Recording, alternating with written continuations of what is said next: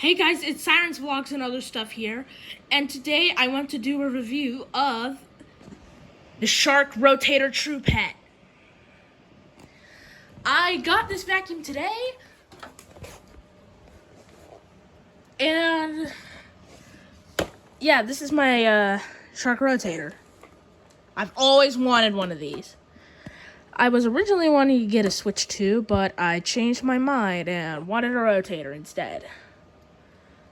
This thing was like $300 on sale.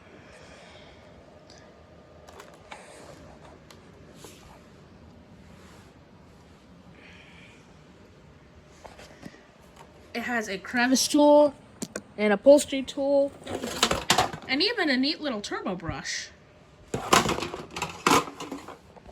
I'm pretty sure this is the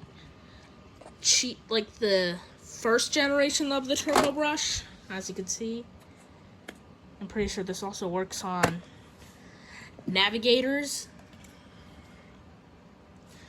But this does work.